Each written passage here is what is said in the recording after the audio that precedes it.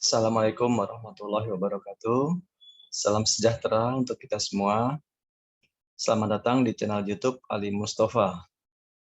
Yang saya hormati Bapak-Bapak dosen, rekan-rekan mahasiswa. Dalam kesempatan ini, saya akan membawakan artikel mengenai kerjasama tim yang efektif. Video ini dibuat untuk memenuhi tugas individu dari pelatihan pekerti yang disampaikan oleh narasumber Bapak Yusrama Deni Muhtar, PhD. Baik, selamat mengikuti video ini. Kerjasama tim yang efektif. Nah, dalam kesempatan ini saya akan membawakan mengenai unsur dan keterampilan yang dibutuhkan untuk tim yang sukses. Kerjasama tim yang efektif penting bagi kesuksesan organisasi dan juga bagi kesejahteraan orang-orang di dalamnya. Kerjasama, apa itu kerjasama?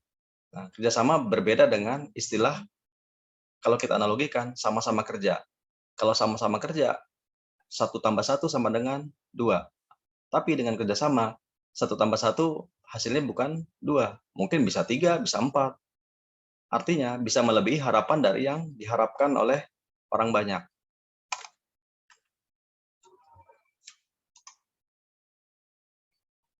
Bakat memenangkan pertandingan. Kerjasama tim dan kecerdasan memenangkan kejuaraan.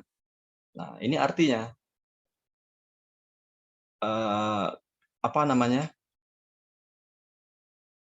hasil kerja tim yang bagus ditentukan bukan oleh yang terkuat, tetapi oleh yang terlemah.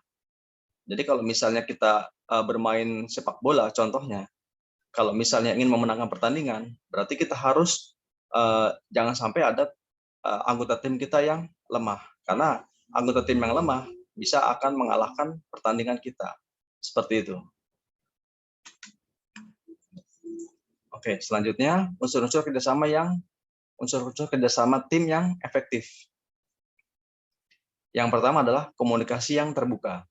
Langkah pertama yang perlu dilakukan agar kita dan anggota tim bisa bekerja sama dengan baik adalah mulai mengembangkan hubungan baik dengan mereka terlebih dahulu. Cara terbaik untuk melakukannya adalah dengan berinteraksi selama jam istirahat misalnya, berdiskusi dengan topik informal dan bersikap ramah dalam proses pendekatan tersebut. Nah, cara di atas akan mengembangkan hubungan baik antara kita dan anggota tim yang lain. Selanjutnya akan memfasilitasi komunikasi yang lebih efektif di tempat kita bekerja. Yang kedua, arahan dan sasaran yang jelas. Dalam sebuah tim, peran leader dibutuhkan untuk menggerakkan dinamika tim yang mengarah pada peningkatan produktivitas dan kualitas pekerjaan. Tidak dapat dipungkiri, akan adanya konflik dalam pelaksanaannya.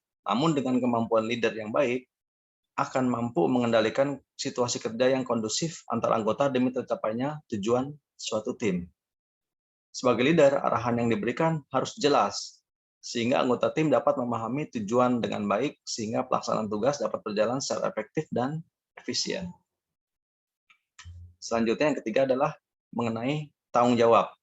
Dalam dinamika kerja tim, penting bagi pihak-pihak yang terlibat untuk memahami pekerjaan yang menjadi tanggung jawabnya dan berupaya menyelesaikan tugas tersebut tepat waktu dan sesuai standar yang diharapkan. Dengan seluruh tim berfungsi dengan baik, dengan mengambil tanggung jawab untuk pekerjaan mereka sendiri, mereka dapat bekerja sama menuju tujuan bersama. Nah, selanjutnya yang keempat adalah delegasi tugas.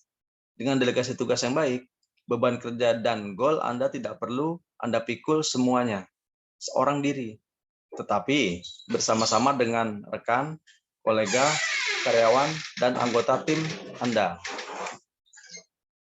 Oke, selanjutnya mengenai keterampilan untuk kerjasama tim yang efektif. Yang pertama adalah keterampilan berkomunikasi. Fakta yang perlu diketahui adalah hampir sekitar 97% dari semua komunikasi adalah bahasa nonverbal. Itu artinya bukan apa-apa. Itu artinya bukan apa yang kita sampaikan kepada orang lain, tetapi pesan yang dikirimkan kepada mereka tanpa mengucapkan sepatah kata pun. Terapkan bahasa tubuh yang baik. Baik itu tersenyum, melakukan kontak mata, dan berjabat tangan. Mulailah tersenyum kepada orang lain saat bertemu dengan mereka. Lakukan kontak mata saat berbicara dengan mereka, dan lakukan jabat tangan dengan tegas. Keterampilan perencanaan pengorganisasian. Sering dengan perencanaan, keterampilan organisasi dapat membantu memastikan sebuah organisasi berjalan dengan lancar.